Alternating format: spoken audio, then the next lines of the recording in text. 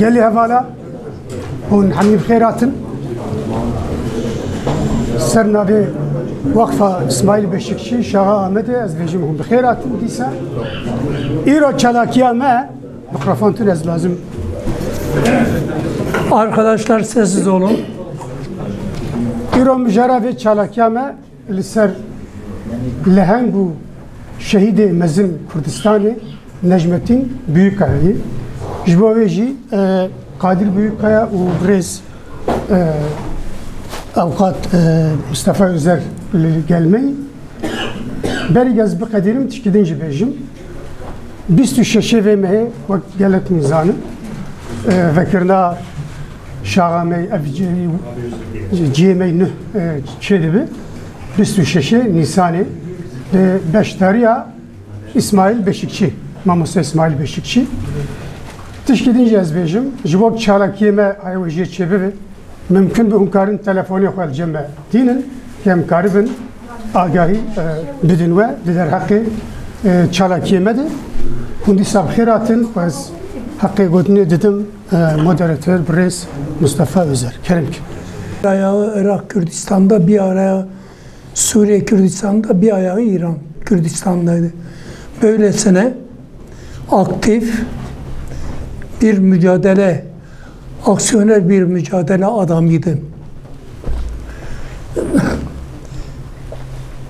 Bu nedenle Necmettin'i anarken veya da onunla ilgili bazı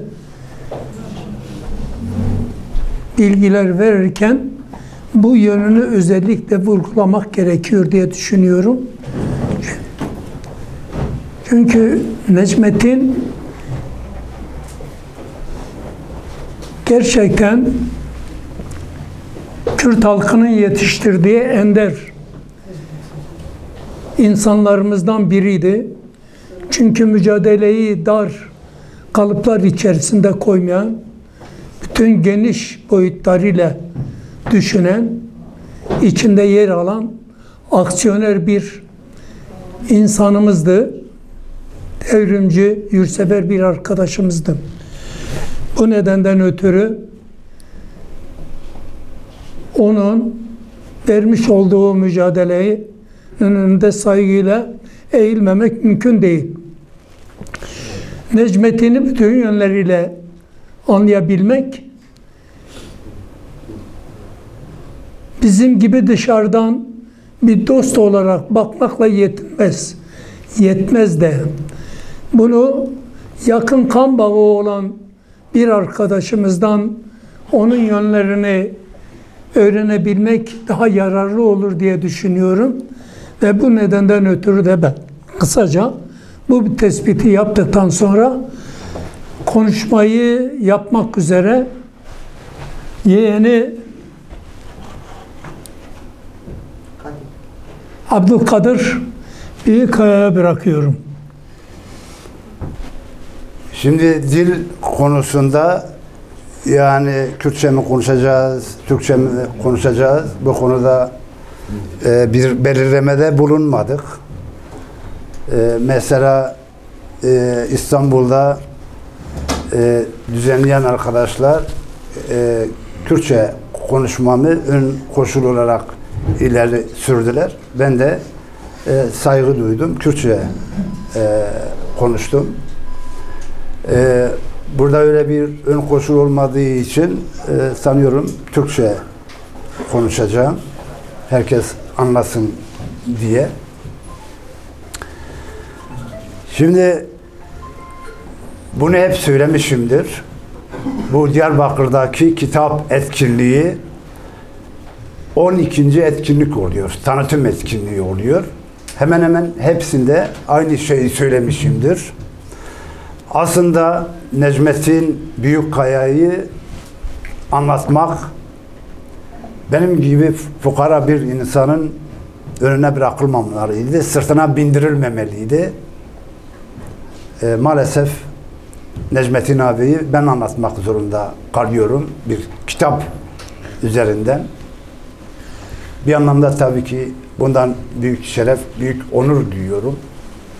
Ama yine söylüyorum, keşke Necmettin abiyi ben değil, başkaları anlatsaydı, siyasi arkadaşları başta olmak üzere, onunla kan bağı olmayan insanlar anlatsaydı daha objektif olurdu. Ama ne yazık ki, yine söylüyorum, benim gibi fukara bir insan bu görevi üstlenmek zorunda kaldı. Onur duyuyorum. Bunu da hemen hemen her etkinlikte söylemişimdir. Yine de burada da belirteyim. Aslında bu az önce izlediğiniz video ya da klip diyelim, Necmettin Büyükay fazlasıyla anlatıyor. Yani hiçbir şey söylememize gerek bırakmıyor. Fazlasıyla anlatıyor. Yaşamını özetliyor. Ne yaptığı, ne yapmak istediğini açık beyan ortaya koyuyor. Ben anlatmayayım diye, Necmettin Büyükay'ı ben anlatmayayım diye, başkaları anlatsın diye 35 yıl bekledik. Ya da bekledim. Başkaları anlatsın. 35 yıl boyunca biz sahiplenmedik Necmettin abiyi. Toplum sahiplensin. Başkaları sahiplensin. Bunu söylemekle kimseyi sınava tabi tutmak istemiyoruz tabi. Öyle bir şey haddimize düşmemiş. Benim de haddime düşmez. Öyle bir şey. 35 yıl sonra gördüm ve anladım ki 135 yıl daha da beklesek Necmettin Büyükay'ı değerli toplu kaleme alacak birileri olmayacak. Ve dolayısıyla da yavaştan yavaş Necmettin Büyükaya'yı yazıya dökmeye başladım. Bunun yeterli olmayacağının kanısına vardım ve dolayısıyla Necmettin Büyükaya'yı bir kitapta toplamaya karar verdim. Önce kendi izlenimlerimi, yani onun yanında 4 yıl an be an kalmış birisi olarak, yani 76-80 arası yanında bulunmuş birisi olarak izlenimlerimi yazmak istedim. Fakat bunun yetersiz olacağını kanısına vardım. İstedim ki Necmettin Büyükay başkaları anlatsın. Necmettin Büyükay başkalarının söylemlerinden, kaleminden dile getirilsin istedim. Bunun daha isabetli olacağını gördüm ve dolayısıyla onunla birlikte olmuş, onunla aynı süreci yaşamış, onunla farklı mekanlarda bulunmuş 65 kişiyi, yani 4 ayrı coğrafyadan 65 kişiyi belirledim ve onlar üzerinden bir kitap oluşturmak istedim. 65 kişiye ulaştım ve onlardan Necmettin Büyükaya'yı anlatmalarını istedim. Bunların içerisinde çok önemli şahsiyetler var ki o 65 kişi bizim için önemlidir. Önemsiyoruz. Bunların içerisinde Mamcelal'ın görüşleri var. Daha önceden bize bıraktığı yazıları var. Mamcelal'dan sonra Irak Cumhurbaşkanı olan Fuat Mahsum'un Necmettin abi için bizzat bize teslim ettiği, ilettiği yazılar var. Ve daha değişik isimler var. Kitapta hepsi yer alıyor. Bu kitapta bir yazı var. Bana göre bu yazı kendi başına 10 romandır. Eğer yetenekli kalemlerimiz olursa o yazı üzerinden 10 roman yazılacaktır.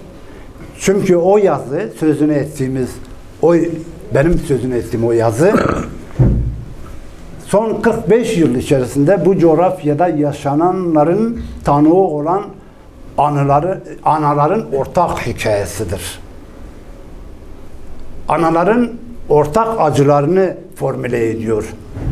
Bu yazı Necmettin Büyükkaya'nın annesi Adiye Büyükkaya'nın yazısıdır. Tabii ki hemen belirtmekte yarar var. Yengem Eliya Büyükkaya'nın okuma yazması yoktu. Peki nasıl ortaya çıktı bu yazı? Annesinin yazısı dediğim bu yazı nasıl ortaya çıktı? Necmettin abinin şehit düşmesinden 4 ay sonra anne ve babası İsveç'e geldiler. Kızı ve oğlunun yanına. Ben de Hollanda'da yaşıyordum. Oraya gittim. 10 gün kaldım. Son günde, yani gelmeden bir gün önce yengemle oturdum. Kızı Zinet Büyükkaya'nın evinde. Yengeme bir soru sordum. Dedim ki bu hikayeyi bana bir baştan anlat. Ne oldu, ne bitti? Bir baştan anlat. O başladı anlatmaya. Sağ olsun Zinet de bir teybin düğmesine bastı. 3 saat boyunca konuştu. Zazaca konuştu. Yakalandığı andan cezaevi süreci, görüşmeler, mahkemeler ve ölüm haberini aldığı gün ve en sonunda Siverek'te asri mezarlıkta defnedildiği ana kadar olan süreci bütün ayrıntılarıyla anlattı. Altına aldık. İyi de sakladık. İyi ki saklamışız. Ve günü geldiğinde bu yazıyı Zazaca'dan Türkçe'ye çevirerek kitabın ilk yazısı olarak kitaba koyduk. Kitap bir boşluğu doldurduğu için benimsendi, sahiplendi. Dediğim gibi Diyarbakır'da kitap etkinliği 12.'sidir. Daha önce Güney'de, Süleymaniye'de 2 yerde yapılmıştı. Büyük bir katılımda. Bizzat Süleymaniye valisinin iştirakiyle düzenlenen güzel bir etkinlikti. Sonra sırasıyla Almanya, İsviçre, Danimarka, İsveç, Fransa, İngiltere, Hollanda ve geçen hafta İstanbul'da ve bugün burada, birkaç gün sonra da Siverek'te düzenlenecek. Çok anlamlı mesajlar aldık. Mesela Amsterdam'da düzenlenen bir etkinlikten hemen sonra 68 kuşağından ordulu bir bayan yanıma geldi. Dedi ki, çok utandım. Bir Türk aydını olarak çok utandım. Neden efendim? Niye utandınız? Bizim Kürt kardeşlerimizin böyle bir değeri var. Biz bu değeri şimdiye kadar duymamışız, bilmemişiz. Bugün duyabiliyoruz, bugün tanıyabiliyoruz. Bu bizim için büyük bir ayıptır. Elimi omuzuna verdim. Hayır efendim dedim. Bu ayıp sizin değil. Bu ayıp bizimdir. Biz Kürtlerindir. Biz tanıtabilseydik onu, siz de öğrenmiş olacaksınız. Dedi zaten siz Kürtler hep böyle mütevazisiniz. Bizim ayıbımızı da omuzluyorsunuz. Onu da sahipleniyorsunuz. Siz hep böylesiniz. Hayır efendim dedim. Bu ayıp bizimdir.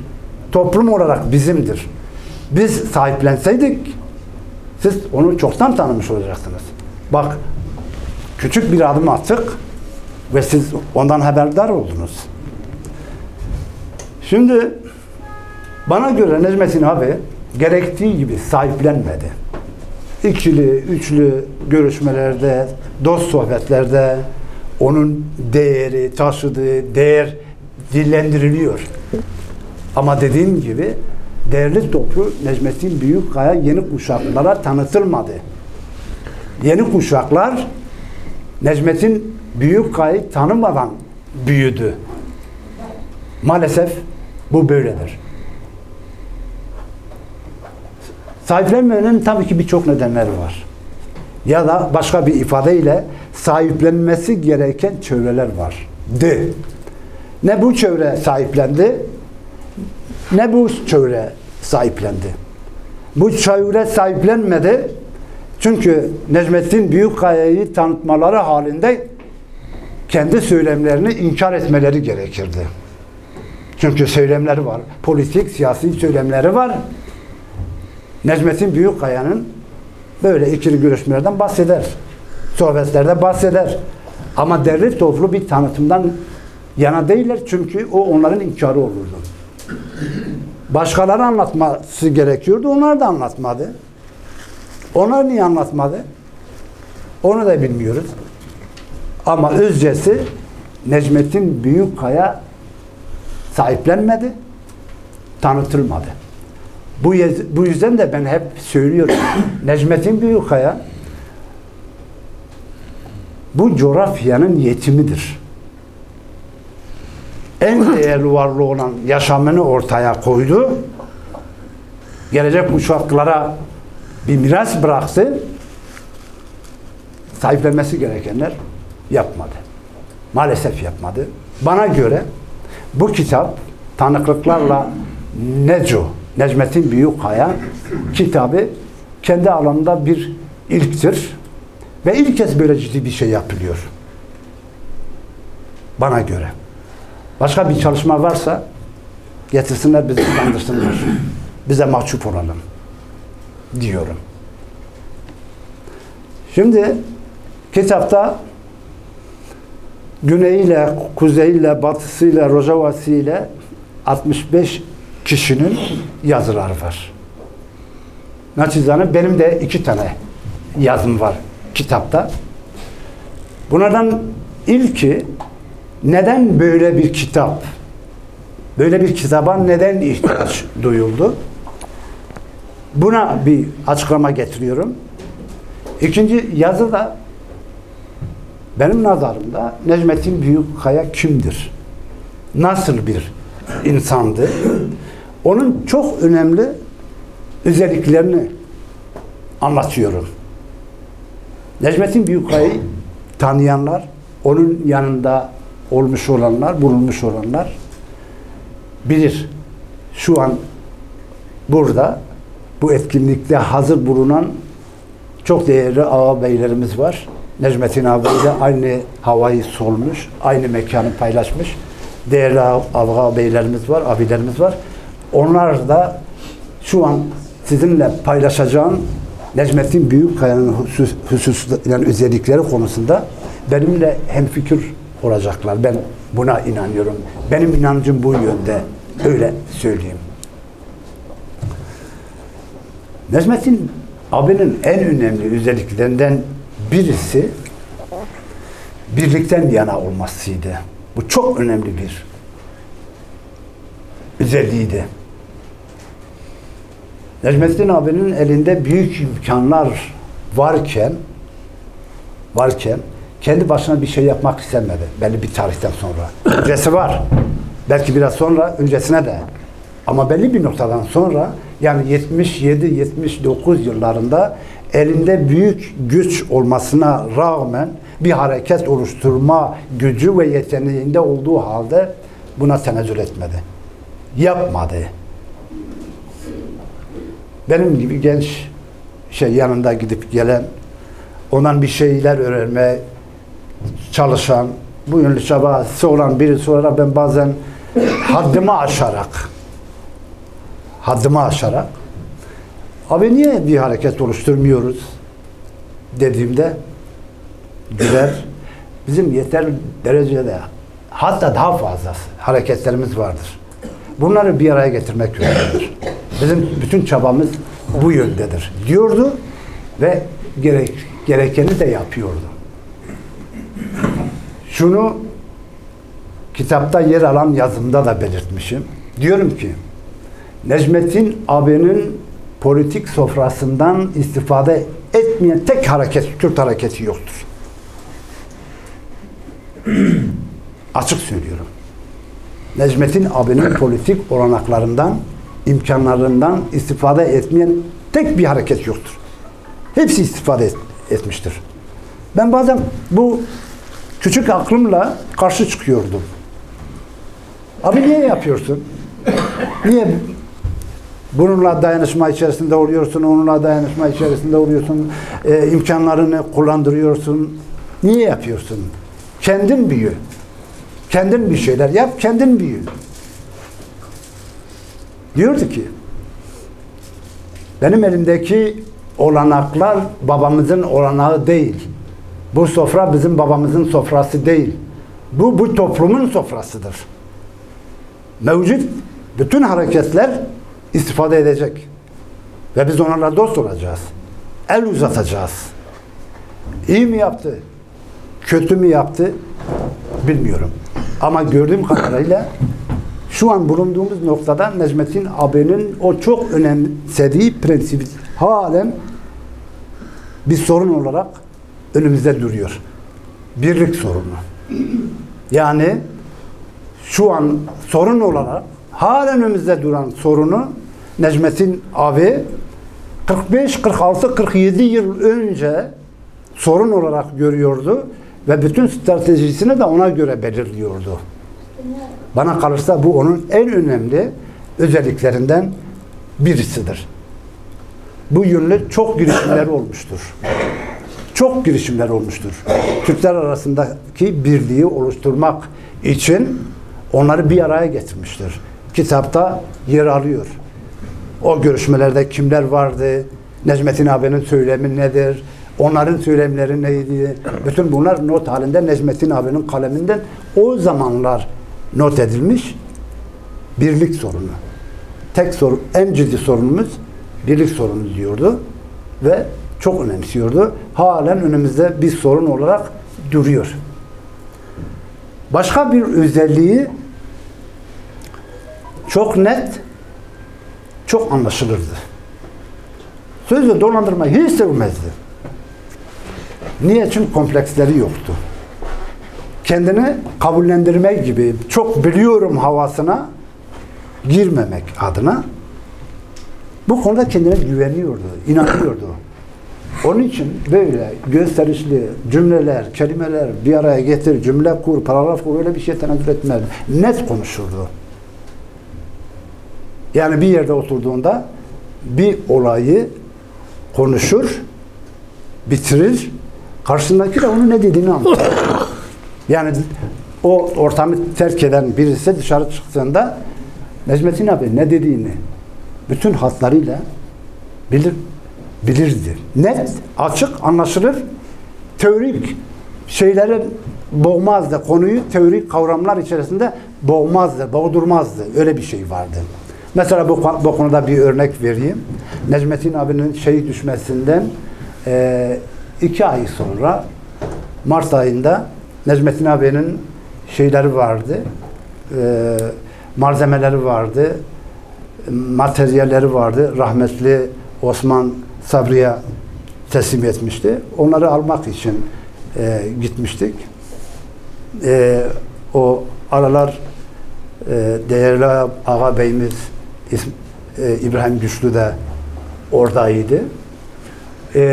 Bu ziyaret çerçevesinde Hamışlı'ya gitmiştik. Necmettin abinin kardeşiyle, Şervan'la birlikte. Orada Hamit Hacderveş'le görüşmüştük. Misafir olmuştuk bir çayını içmek için. Bize aynen şunu söylemişti. Aslında Necmettin'e çok üzülüyoruz. İnan ki ondan çok kendimiz için üzülüyoruz. Nasıl olur dedim. Niye? Dedi ki Necmettin yukarıdan aşağıya indiği zaman ilk durağı burası olurdu. Ve biz Türk çevreleri ona ulaşırdık. Buluşurduk. Necmettin kuzeyden ne var? Güneyden ne var? Batıda, doğuda ne var? Bize anlat. Otururdu. 2 çay içimi zaman süresi içerisinde olup bitenleri özetlerdi. Ve biz kuzeyden ne var, güneyden ne var, batıda ne var? Biz bunları tümünü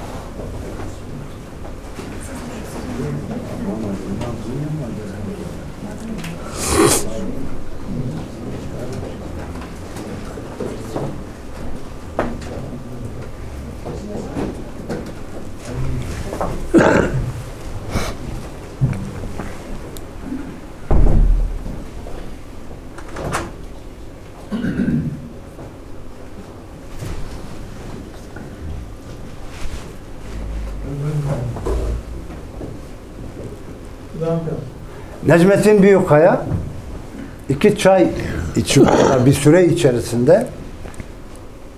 Kuzeyde, güneyde, batıda ne var, neler oluyor, neler bitiyor özetlerdi ve biz onu kafamıza hapseder, ertesi gün gider başka bir toplumda onları anlatırdık ve toplum bilgilenmiş olurdu. Bunun için bizim için çok önemlidir. Şimdi başkaları gelip gidiyor. Çağırıyoruz. Malumunuz eskiden internet vesaire iletişim araç ve gereçleri olmadığı için böyle sohbetlerin çok değerliydi yani. Öyle anlatayım. Başkaları geliyor şimdi Necmettin'den sonra. Onları çağırıyoruz çay içmeye. Buyurun gelin. Ne var ne yok diyoruz. Arkadaşın kendini ispatlama, teorik anlamda kendini ispatlama gibi bir derdi var. Çok biliyorum gibi bir sevdası var. Onun için önce Sovyetlerden başlar, 17 Ekim devrimini anlatır. Ondan sonra bir Çin'e uzanır, bir Vietnam'a, oradan Angola, Kuba bilmem ne, Balkan ülkeleri filan. Bir süre sonra o da ipin ucunu kaçırıyordu. Ne dediğini farkında olmuyordu. Biz de onun ne dediğini anlayamıyoruz çünkü yoruluyorduk. Yani bir saatin sonunda yani neler dediğini anlayamıyorduk. Ama Necmettin Büyükkaya 2 çay içimi süresi içerisinde olup bitenleri bize özetliyordu. Bize onun ne dediğini anlıyorduk. Bu nedenle Necmettin'den, onun ölümünden ziyade kendimiz için üzülüyoruz demişti. Sade, öz, gösterişten uzak bir yapısı, bir kişiliği vardı. Kompleksleri yoktu yani. Bir özelliği de buydu. Başka bir özelliği vefalıydı. Dostlarına, özellikle siyasi dostlarına, siyasi arkadaşlarına karşı vefalıydı. 3 örnek veriyorum. Rahmetli Doktor Şuvan'ın hanımı İsmet Hanım, Brüsk'ün hanımı Esma Hanım ve Silvanlı rahmetli muhterem Biçimli ile olan, ailesiyle olan ilişkilerini ölümüne kadar sürdürdü. Sahiplendi. Serdil'den 2 kızı, Serdil'den ve Elya'dan daha fazla onların çocuklarını önemsedi. Ben tanıyayım. Halen tanıklık ediyorlar. Bu kitabın hazırlanmasında ya da hazırlanması sırasında Doktor Şuvan'ın değerli eşine ulaştık. Necmettin abiyle ilgili bir şeyler söylesin, yazsın diye. Dedi ki bana dokunmayın. Bana dokunmayın. Şuvan öldürüldü. Benim yarım bedenim gitti. Necmettin öldü, ben öldüm.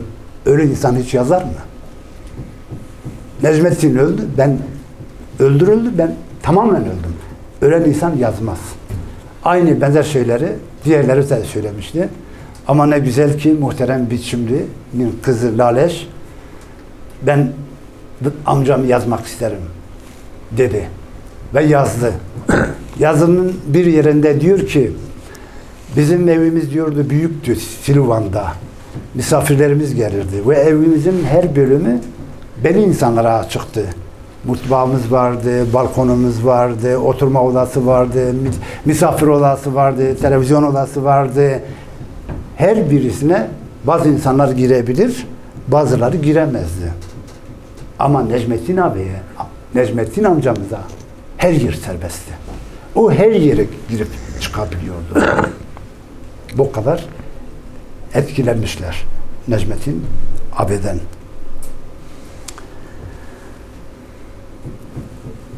Tabii ki onurunu her şeyin üstünde tutan bir özelliği vardı. Her şeyi kabullenirdi, her şeyi kabul ederdi ama onurundan taviz verilmezdi. Gerek 12 Mart döneminde biliyorsunuz, öncesini anlatmadım. Necmettin abi 1966'da İstanbul'da hukuka başlıyor. 71'de son sınıftayken Mustafa abiler o süreci daha iyi biliyor. Birkaç dersi kalmışken aranır duruma düşüyor ve yurt dışına çıkmak zorunda kalıyor. Hem orada hem diğer süreçlerde onurunu ve verdiği sözü her şeyin üstünde tutan birisiydi. İnsan onursuz yaşanmaz diyordu. Verdiği sözü çiğnemez diyordu. Bunu en fazla da cezaevinde ortaya koydu, tavırla ortaya koydu. Necmettin abi 1975 başlarında ülkeye döndüğünde, baba ocağına döndüğünde kaldığı yerden siyasi mücadelesine devam etti. Dönmeden sadece birkaç ay önce Beyrut'ta Celal Talabani ile, ki daha sonra biliyorsunuz Irak Cumhurbaşkanı oldu. Saddam'dan sonra ilk Cumhurbaşkanı. Beyrut'ta Bristol Otel'de görüşüyorlar. İkisi birbirinin ismini duymuş ama tanışmamışlar. Celal Talabani ona şey diyor, bizim yakında bir örgüt kurma projemiz var. Senin de Türkiye memlekete, ana topraklarına dönme projem var. Şimdi de anlaşalım, karşılıklı dayanışma içerisinde olalım. Böyle bir şeye varmışlar. Tamam demiştir. Necmettin abi dönmüştür. Doktor Şuvanların ilk partisi olan, Doktor Şuvan'ın ilk partisi olan Türkiye Kürdistan Demokrat Partisi'nin diyelim ardırları olarak yeniden mücadeleye başlamışlar. Gençlik örgütleri DDK'de, belli bir yaş üzeri olanlar bunu biliyor. Ve Celal Talabani de Kürdistan Yurtseverler Birliği diye bir örgüt kuruyor. 3 farklı örgütün birleşiminden bir örgüt kuruyor. Ve tekrar görüşelim diyorlar. Görüşüyorlar. Taleplerini dile getiriyor. Siz bize yardımcı olun. Biz de size yardımcı olalım türünden anlaşıyorlar. Fakat iş ciddiyete binince yani tehlikeler böyle ufukta görününce Necmettin abinin dava arkadaşları biz bu işte yokuz. Necmettin abi diyor ki söz var, onur var. Bunun arkasında durmamız gerekir diyor. Anlatamıyor kendini. İyi, yolunuz açık olsun diyor. Ayrılıyor ve tek başına etrafına topladığı bir geniş bir çevreyle yoluna devam ediyor. Kürdistan Yurtseverler Birliği ile temas halinde onlara yardımcı oluyor. Onlara ne kadar yardımcı olduğunu ben değil, onlar anlatıyor.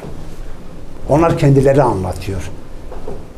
Onların deyimine göre, ki bu kitapta da öyle ifadeler var ve 12 yıl önce Siverek Asli Mezarlığı'nda Necmettin abinin ölüm yıl dönümünde bir delegasyon gelmişti güneyden, Süleymaniye'den. Başlarında Mele Bahtiyar diye birisi vardı. Orada ifade etti. Kitapta da ifade etti. Diyor ki açık yüreklikle söylüyoruz. Necmettin Büyükkaya olmamış olsaydı Kürdistan Yurtseverler Birliği olmazdı. Kürdistan Yurtseverler Birliği olmasaydı bugünkü federasyon da olmazdı. Bu benim değil. Kendilerine yardımcı olduğu siyasi çevrelerin dile getirdikleridir. Sadece o değil. Bu kitapta yer alan diğer çevreler de diyor aynısını. Ve söyledikleri bu lafın sözde kalmaması için de güneyde bu federasyon oluşturdular. Kürdistan Yurtseverler Birliği Süleymaniye'de bulunan parti binalarının kapısına Necmettin Büyükkaya'nın heykelini diktiler. O heykel halen orada duruyor. Heykelini dikmekle yetinmediler.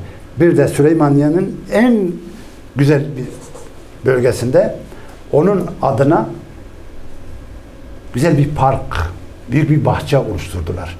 Necmettin Büyükkaya Bahçesi ya da parkı. Bir defasında gittiğimizde o parka gitmiştim.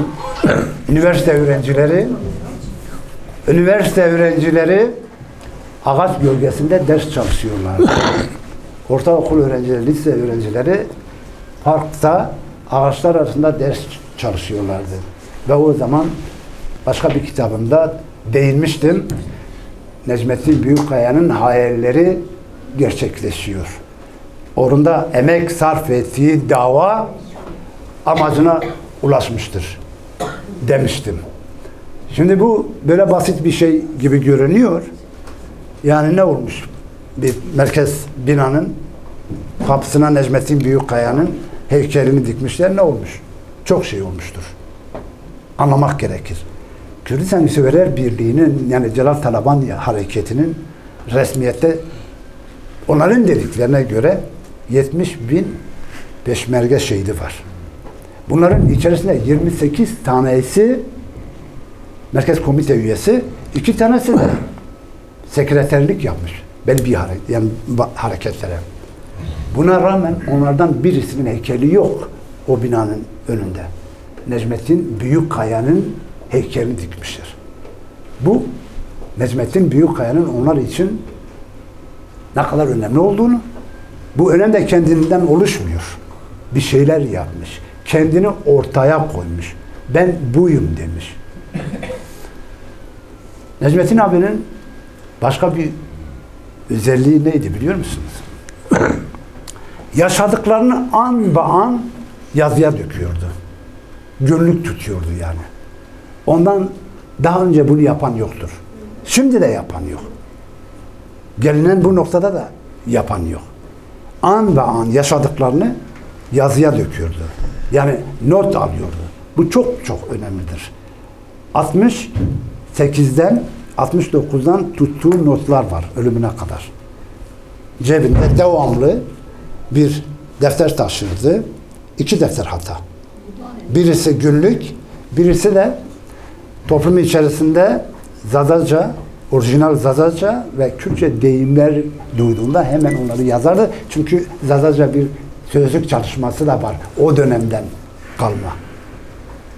Böyle bir şey. Çok önemli. Özellikle birisi de bu günlük tutma şeyi. Bir de toplumu iyi tanıyordu. Kendi tarihini çok. İddia ediyorum. O koşullarda ondan daha iyi kendi tarihi, kendi toplumun özelliklerini bilen insan yoktur. İddia ediyorum. Tabii bu boşuna değildi. Yaşayarak elde etmişti. Nasıl yaşamıştı? Biliyorsunuz 71'de Necmettin abi güneye gittiğinde orada istenilmeyen bir hadiseyle karşılaşmıştı. Doktor Şıvan ve arkadaşları ki o halen Kürtlerin barında halen işleyen bir fitildir, bir yaradır. Doktor Şıvanlar öldürülmüştü. Orada kalma imkanı bulamayınca Rojava'ya, Suriye'ye, önce Kamuşlu'ya, sonra da Şam'a geçmişti. Yıl 1971. Orada 7 ay boyunca Ekrem Cemil Paşa'nın evinde konuk olmuştu, misafir olmuştu. Tam 7 ay boyunca. Ekrem Cemil Paşalar Şeyh Said döneminde ailece oraya kaçmışlar, sürgün olmuşlar. İsmine ne derse diyelim. Orada daha önce bu Bedirhanlılar var. Bu Ağrı isyanına katılan şahsiyetler, çok önemli şahsiyetler var. Hepsi o çevrede. Ve Necmettin abi onlarla oturup sohbet etme imkanını buluyor. Ve onlardan sorunun yani diyelim ki kaynağından öğreniyor birçok şeyi. Bedirhanlar ailesinden, burada ismi şey yapmayalım, Mendüh Selim Bek diyelim, rahmetli Mehmet Uzun'un daha sonra romanına konu ettiği Mendüh Selim Bek'ten tut, Ravşan Hanım'a kadar, Kadri Can'a kadar, Osman Sabri'ye kadar birçok Türk bilgini ve o Şeyh Said Esen Nuri Paşa hadisesine tanıklık eden insanlardan olayı duyuyor. Ve o Necmettin abinin katıksız yurtseverlik çizgisini belirliyor. Yapısını da oluşturuyor. Yani Necmettin, bana göre Necmettin abinin en önemli özelliklerinden birisi olan bu özellik, Necmettin abiyi diğer örgüt liderlerinden ayırıyor. Doğrudur. Necmettin abi sosyalistti. Sosyalist ideolojiyi benimseyen birisiydi. Ama bunun yanında güçlü bir kültür ve tarih birikimi vardı. Bunu da bana kalırsa temelini şeyde atmıştır, Suriye'de atmıştır. O çevrede kalkıp oturmakla almıştır. En önemli birkaç üzerinden birisi de onu o dönemde, yani 71 sonu 72 başlarında oradaki o birikimden istediği şekilde istifade edebilmesidir. Mehmet Uzun'u daha sonra biliyorsunuz, Mehmet Uzun Necmettin abinin ilişkileri üzerinden onun rehberliğinde Suriye'ye geçti. Bunu okumuşsunuz birçok yerde sanıyorum. Mehmet Uzun bunu Gökkuşağı adlı edebi çalışmasında dile getiriyor. Necmettin abi onu geçirirken nelerle karşılaşmışlar. Ve Necmettin abi o çevreyle Mehmet Uzun'u tanıştırdı. Ve Mehmet Uzun romanlarını kurgularken o malzemeden de yararlandı. Hatta gitti onlarla da tanıştı. Onların tanışmalarına vesile olan da Necmettin abidir.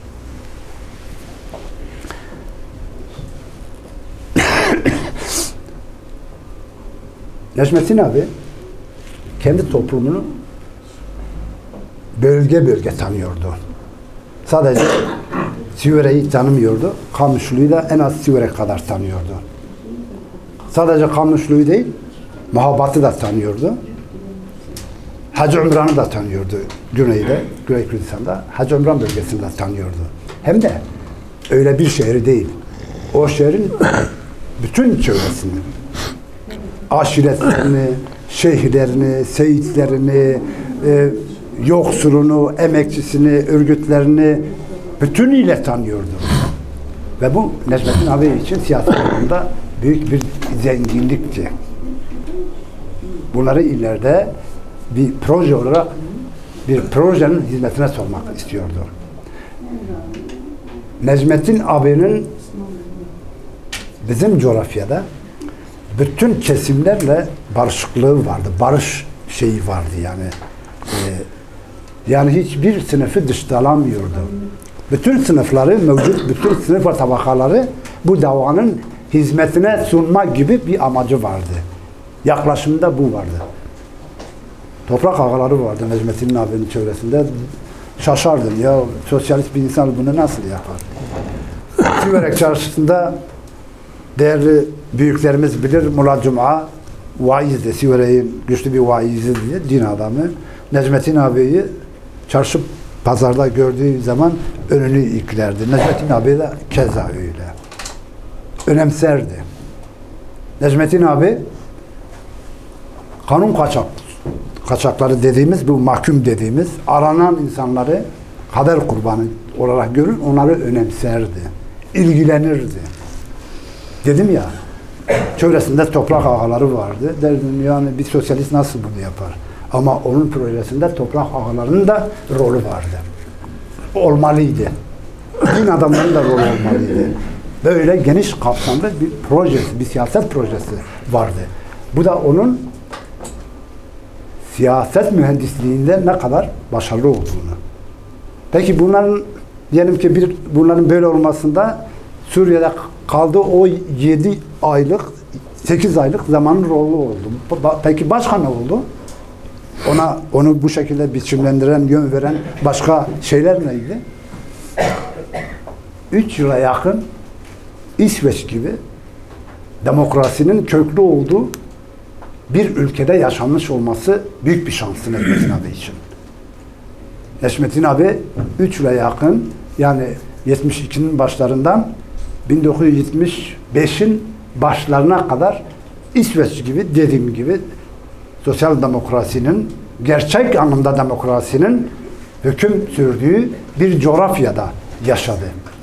Orada sadece birlik yaşanmadı. Küba'dan Vietnam'a, Çin'e kadar. Hatta Sovyetlerden de. Oradan gelen insanlarla, mültecilerle kalktı, oturdu. Onlardan birçok şey öğrendi. Yani düşünün, bir yıl içerisinde dili öğreniyor, İsveççeyi öğreniyor ve yüksek okula kaydını yaptırıyor. Ve o okulda, üniversitede diyelim öğrencilerle, öğretim üyeleriyle, profesörlerle, ki bu kitapta onlardan da birer yazı var. Bunun için büyük bir şeydir. Yani dünyaya bakış açısını, siyasete bakış açısını belirlemede temel rol oynadı. O 3 yıl. Öyle bir şey başka örgüt teorilerinin imkanını dahil olmadı yani diyelim. Öyle bir şeyler, şansları olmadı. Dolayısıyla da dili çok önemsiyordu mesela. Dili son derece önemsiyordu. Necmettin abi uzak görüşlü, 30 yıl sonrasının planlarıyla uğraşan bir insandı. 40 yıl sonrasının sorunlarıyla, yani gelecekte ne gerekli olacak, dost ve arkadaşları beni mesela diyelim, beni Hollanda'ya Necmettin abi gönderdi. Oysa Almanya'da akrabalarımız vardı, İsveç'te bizim akrabalarımız vardı, başka Fransa'da vardı. Ama Hollanda'ya gitmemi Necmettin abi sağladı. Tercih o yöndeydi. Çünkü başka bir coğrafyada da bizim bir insanımız olsun, 30 yıl sonrası için, 40 yıl sonra bir proje adamıydı. Bir proje insanıydı. Uzak görüşlü. Dili çok önemsiyordu. Bu dil silahtan daha etkilidir. Onun sözüdür. Bu dil gün gelecek silahtan daha etkili, daha fazla, çok bize yardımcı olacak. Onun için cezaevine düştüğünde o süreci yaşayanlar biliyor. Dışarıdan Cemile yenge aracılığıyla İngilizce dil öğrenme kitapları sokuyordu. İnsanlara mutlaka bu dili öğrenin. Cezaevi koşullarında gruplar oluşturuyordu, dili öğretiyordu. Böyle uzak görüşlü bir dava adamı. Kültür fiziği çok benimsiyordu. Hantallığı, bu çok karşıydı. Cezaevinde, bütün yaşamı boyunca bir gün olsun kültür fiziği yapmadı, ihmal etmedi. Cezaevinde de etmedi. Bir gün Paşa Uzun İsveç'te yaşıyor. Bana dedi ki, ya her sabah saat 5'te bizi kaldırıyor, haydi spor yapın. Çürümeyin. İnat edin. Diyor diye abi, Allah'tan kork. Biz yorulduk. Dün bunu yaşadık, bugün bunu yaşadık. Zaten ölmüşüz, zaten bitmişiz. Yapmalısınız. Saat 5'te bizi kaldırıyordu. Mutlaka bu sporu yapacaksın. Çürümemeniz gerekir. Beyin olarak çürümemeniz gerekir. Fizik olarak çürümemeniz gerekir. Böyle her şeyi etraflıca düşünen ve gereklerini de yerine getiren birisi. Başka bir özelliği bahsetmeden geçemeyeceğim. Hiçbir arkadaşını küçümsemedi. Hiçbir arkadaşın geleceğini tehlikeye atmadı. Hiçbir arkadaşını harcamadı. Hiçbir arkadaşını. Bir örnek veriyorum. İçimizde olan ağabeylerimiz bundan belki haberdardır, biliyorlardır. Suriye'de ki sık sık gidip geliyordu, kaçak yollarda bir rehberi vardı. Hüseyin adında birisi. Bir gün 12 döneminde Necmettin abi yukarı gelecek. Rehberiyle birlikte sınıra gece Necmettin abi ile rehberi sınıra geldiklerinde rehberi diyor ki abi sen burada dur. Ben bir Koratcan edeyim, bir göreyim etrafta. Çünkü o zaman ışıklandırma var, iz tarlası var. Ondan sonra panzerler gidip geliyor, bilmem ne filan, değişmiş her şey. Sen burada dur, 100 metre geride. Ben bir kontrol edeyim. Ondan sonra sana döneyim. Tamam diyor. Gidiyor, bakıyor. Her şey yolunda. Bir anormallık yok. Tam dönüyor. Bir bakıyor arkasında Necmettin abi. Abi ben sana ne dedim? Niye dinlemiyorsun? Diyor ki Hüseyin sen benim güvenliğimi sağlamak için kendini tehlikeye atıyorsun. Peki senin güvenliğini kim sağlayacak? Benim serdilim var büyük kızı. Benim serdilim var, senin serdilin yok mu? Bunu söylüyor kendisine. Şimdi düşünün bizim coğrafyamızda bir şey işte bir rehber yani. Bir rehber. Bir rehberin geleceği çocukları Necmettin abiyi ilgilendiriyor. Öyle bir sorumluluk duygusuyla. Oysa bizim coğrafyamızı tanırsınız. Bilirsiniz. Lider dediğin ki bana göre Necmettin abi herkesten daha iyi bir liderdi. Ama bu bizim coğrafyamızda lider dediğin 10 seneyi harcar, kendini güvence altına alır, öyle ayak atar. Bunlar böyledir.